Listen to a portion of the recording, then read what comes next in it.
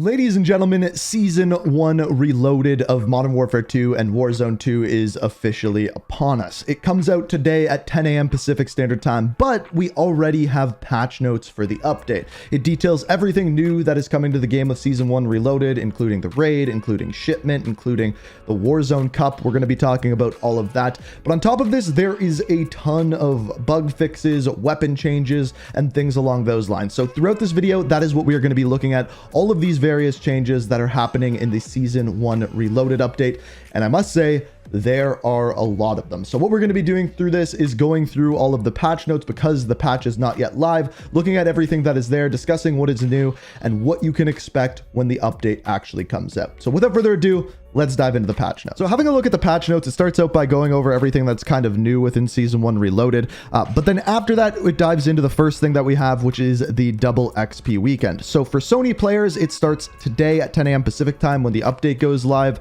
and then goes all the way into the 19th. However, for everyone else, you get double player XP and double weapon XP from the 15th to the 19th at 10 a.m. Pacific Standard Time.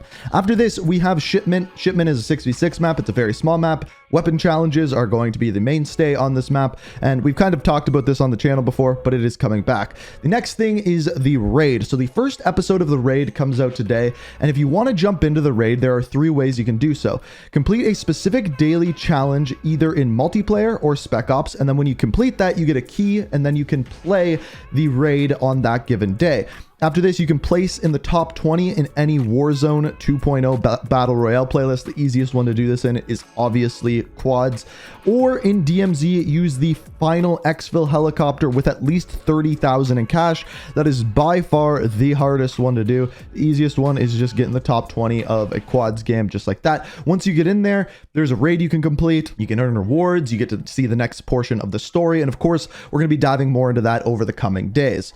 After this, we have the Warzone Cup. Essentially, this is Rocket League within Warzone. You get on ATVs, there's a ball in the middle, and you try to score on the other team's goal. You can pick up shock sticks, stall the other team's vehicles, and the most goals wins. It's a very interesting mode, not like anything we've really ever seen before within Call of Duty, but hey, it's pretty cool.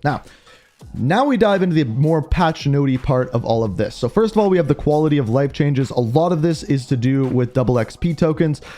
They now display how long you have left on your double XP tokens. They can be equipped in the pause menu in game, which I think is a really good thing. XP tokens can no longer be accidentally activated during a double XP event. In other words, they didn't stack. So now when there's a double XP event going on, like this weekend, you can't accidentally activate one and essentially waste it. On top of this, you no longer lose if you join a game in session and then that you lose that game, so that's good. And then just various quality of life changes having to do with like weapon tuning and how it displays in menu. Similarly with the social menu, it now works a little bit better. I think throughout the entire year we're going to be receiving UI updates, so really no surprising there.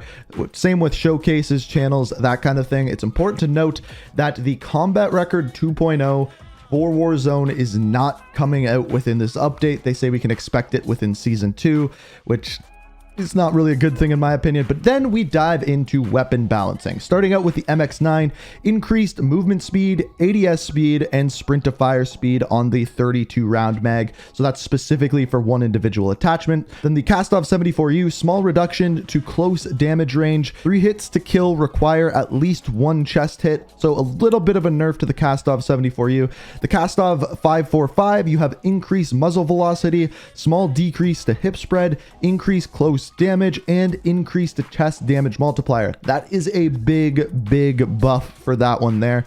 Moving into the SMGs, we have the Val 47 SMG, reduced hip spread, increased movement speed, and increased far damage, so a big buff there. After this, we have pistols, the Basilisk revolver, blocking Basilisk compensators and flash hiders on the FTAC arrow barrel. So specifically for that barrel, you can't use compensators and flash hiders. They also adding a muzzle attachment usage on the FTAC arrow barrel. So in other words, they're just kind of changing some of the attachments that you can use with others.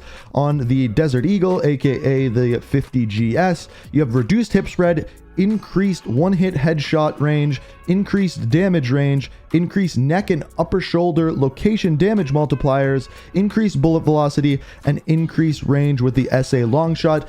Lots of buffs for that one. Moving into shotguns. The Expedite 12, you have added guard category, which has 3 different attachments: the TV guard, the AZ shot guard, and the Azarov T15. With the Riot Shield, you have reduced movement speed, reduced melee damage to a 3-hit kill. That is a huge nerf. Shield movement animation improvement, and longer switch time pulling out the throwing knife.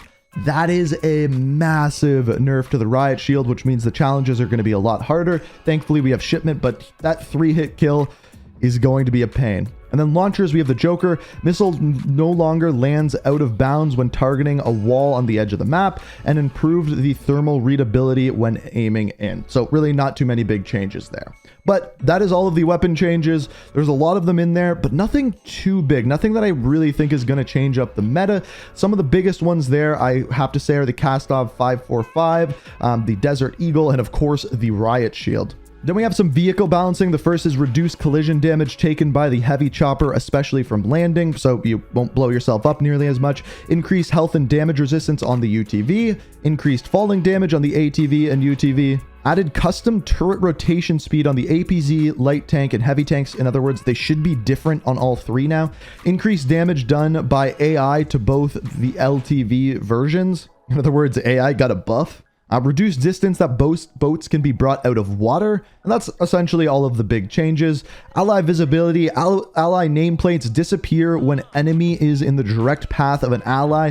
This is really big. The amount of times I've seen someone and then saw a blue dot above their head and thought it was my teammate. This should fix that. Then we move into kill streaks. So basically most of these are just simply fixing bugs. So we're not really going to dive into that. However, field upgrades, you got portable radars, can now stick to vehicles. I think that's pretty cool. Throw it on your own vehicle, drive around with it, you can see where enemies are. I think that's a nice little touch there. Then I wanted to quickly dive into attachments here. So first of all, tuning in general. Most beneficial tuning value magnitudes have been increased. So in other words, weapon tuning is actually going to do more, and some harmful tuning value magnitudes have been decreased. So in other words, they buffed weapon tuning. Then as far as optics goes, they increase the range of all optics thermal target identification ranges. So in other words, thermals work a little bit better. And then the rest are essentially bugs here. If you want to pause it and read through them, you're more than welcome to, but we're not going to dive too much. Operators, the LA Thieves have been added into the game. So then we dive into some more bug fixes specific to game modes, specific to maps and core 6v6, things like that. Some Spec Ops bugs that have been fixed. Again, if you want to read through all of these, we're not going to be reading through them all just because they're a little bit boring. But if you want to read through them, you can. So then we dive into Warzone 2, just an update to some of the individual playlists here, changing some player numbers. The Warzone Cup is 3v3, and in other words, there's 6 players in it.